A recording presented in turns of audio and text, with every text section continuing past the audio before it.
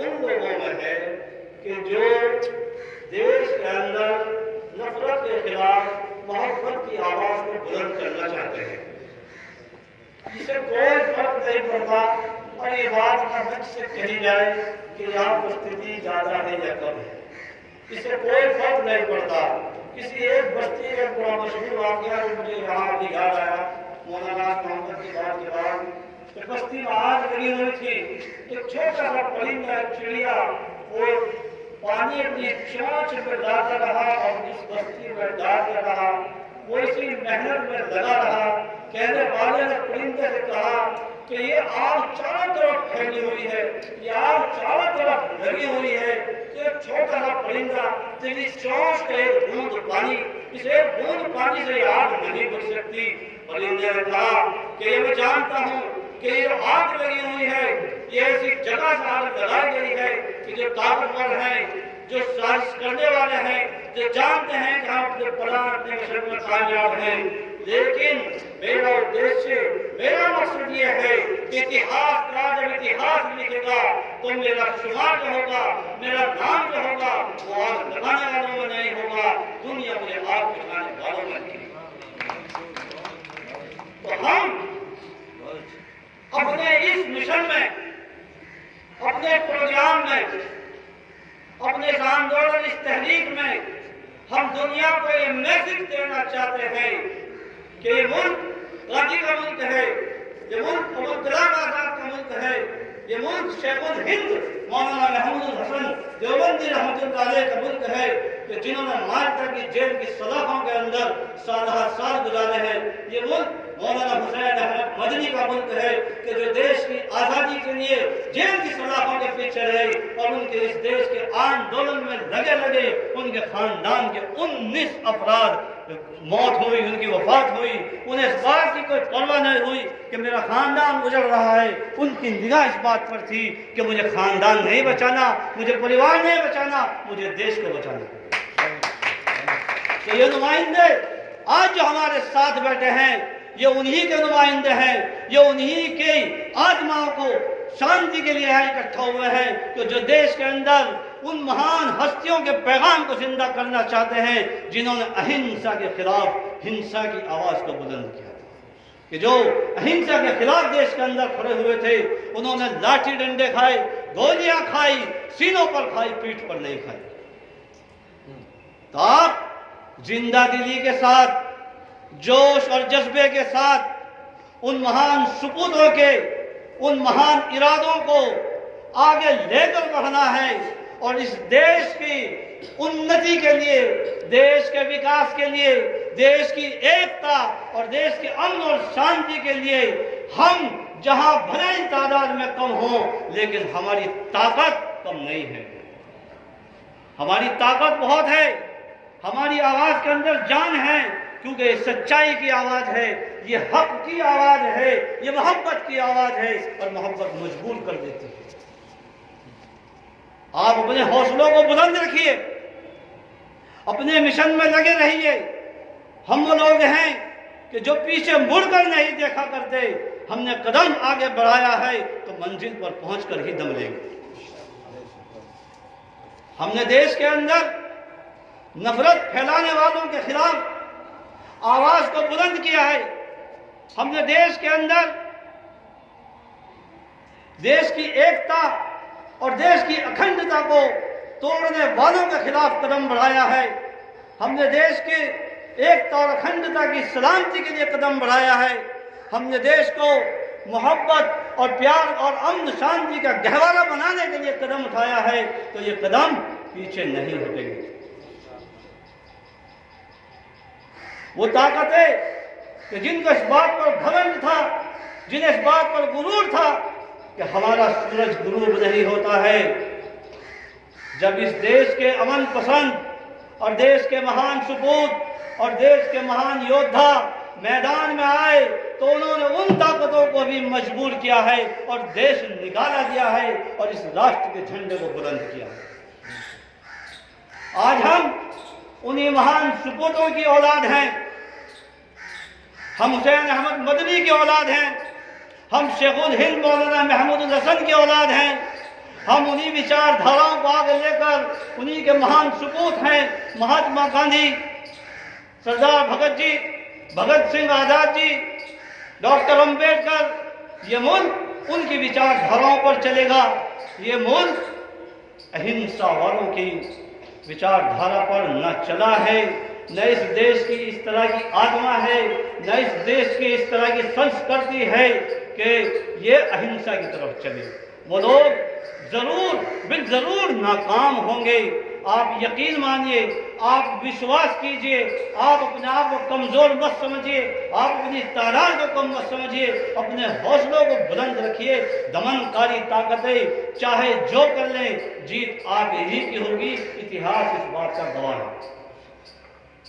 डरने की जरूरत नहीं, घबराने की जरूरत नहीं, मायूस होने की जरूरत नहीं है। ये काफिला चला है, आप यकीन मानिएगा 100% कामयाबी आपके कदम चूमेगी। हज़रत मौलाना सैयद महमूद असद मदनी साहब सदर जमीयत उलमा हिंद ने जो ऐलान किया कि हम देश के अंदर नफरत के खिलाफ मोहब्बत के पैगाम को बुलंद करने के लिए निकले हैं। देश के कोने कोने में, देश के कोने कोने में, गांव-गांव में, देहात में, बड़े शहरों में, राजधानियों में हम 1000 प्रोग्राम करेंगे देश की अमन और शांति के लिए और सद्भावना के लिए, राष्ट्र की एकता और अखंडता के लिए। जिस तरीके से पूरे देश के हिंदू, मुसलमान, सिख, ईसाई जमीयत उलमा हिंद के प्लेटफार्म पर आकर इसकी सराहना कर रहे हैं और तेजी के साथ जुड़ रहे हैं, तो मैं समझता हूँ कि 1000 नहीं, ये 10,000 प्रोग्राम होंगे और कामयाबी आपको मिलेगी इंशाअल्लाह। जरूरत इस बात की है कि तय हमें करना है, सोचना हमें है, क्योंकि ये देश हमारा है, हम इस देश के नागरिक हैं। यहाँ का नफा हमारा नफा है, यहाँ का नुकसान हमारा नुकसान है, देश का नुकसान हमारा नुकसान है, देश का फायदा में, देश के नफे में हमारा नफा है। अगर कुछ ताकतें बंद कमरों में बैठकर ऐसी साजिश और ऐसे प्लान बनाएं कि भाई भाई से लड़ने लगे, पड़ोसी पड़ोसी से लड़ने लगे, एक दूसरे को देखकर नफरत होने लगे और ये बात बढ़ती चली गई, तो लोगों का निकलना मुश्किल हो जाएगा, लोगों की तिजारतें करना मुश्किल हो जाएगा, किसानों का खेत पर जाना मुश्किल हो जाएगा। तो ये देश की जनता को तय करना है, देश के राजनेताओं को तय नहीं करना है, देश की जनता को तय करना है कि हमें गांधी के मिशन को आगे बढ़ाना है या गोडसे के मिशन को आगे, हमें हिंसा की सोच को आगे बढ़ाना है या अहिंसा की सोच को आगे बढ़ाना है, हमें नफरत के साथ खड़ा होना है या मोहब्बत के साथ खड़ा होना है। ये पैगाम हम देंगे, ये पैगाम जनता देगी, ये सोच जनता की होगी और फैसला भी देश के राजनेता नहीं, देश की जनता है। आज बस मैं आपसे ये जो चमन यहां तैयार हुआ है, ये लोग जो यहां इस वक्त इस लड़ाई में, मैं से लड़ाई कहता हूं कि ये नफरत के खिलाफ, हालांकि मोहब्बत में लड़ाई भी नहीं होती, वहां तो बात को मान और कबूल किया जाता है, लेकिन जब एक तरफ बहुत घटिया सोच सामने खड़ी हो जाए और जो समझने वाले ना हो, ना समझ हो, तो बाद मर्तबा थोड़ी सी शिद्दत भी इख्तियार की जाती है। इसलिए ये अमन का कारवां, ये मोहब्बत का कारवां ऐसे ही चलता रहेगा, ऐसे ही बढ़ता रहेगा और ये मुल्क, ये देश, दुनिया देखेगी कि जीत किसकी होगी।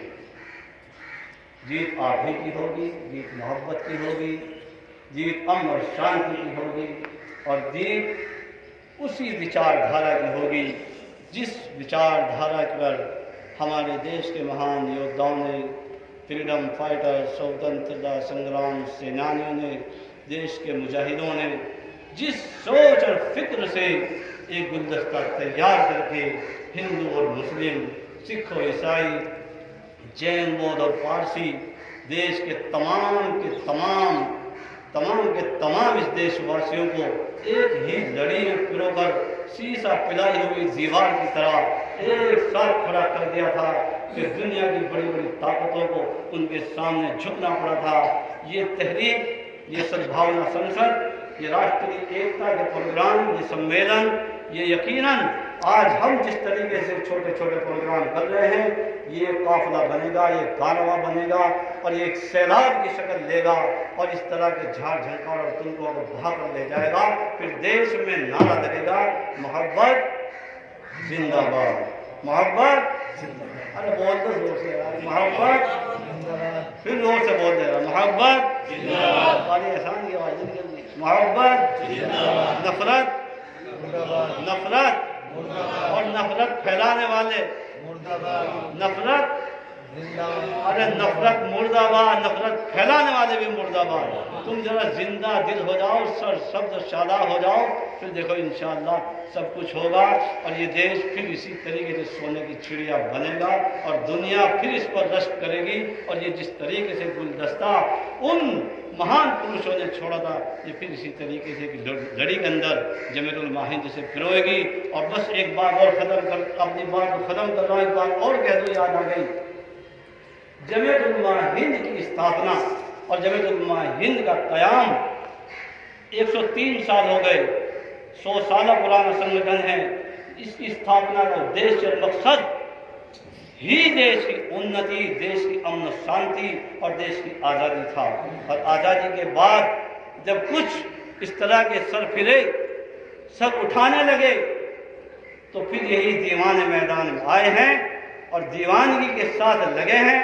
हमें कम और किल्लत और कसरत को नहीं देखना है, हमें तो अपने मिशन को देखकर आगे बढ़ता रहना है। और हम जब तक अपने मिशन में कामयाब नहीं होंगे, हम चैन की सांस नहीं लेंगे। बस इन्हीं अल्फाज के साथ मैं अपनी बात को ख़त्म करता हूँ। अल्लाह ताला इस मिशन को, इस प्रोग्राम को कामयाब करे। आप लोगों के आने की मैं दिल की गहराइयों से बहुत बहुत जो है शुक्रगुजारी अदा करता हूँ, बहुत बहुत आप लोगों का इस्तकबाल करता हूँ और इस उम्मीद के साथ चलता हूँ कि इस मिशन का मिशन बनाकर कंधे से कंधा मिलाकर साथ चलेंगे और बढ़ते रहेंगे, बढ़ते रहेंगे, बढ़ते रहेंगे। और सारी दुनिया देखेगी कि ये हिंदुस्तान वाकई वही हिंदुस्तान है जो उन महान सपूतों का सपना था। आज ये सपना साकार हो गया।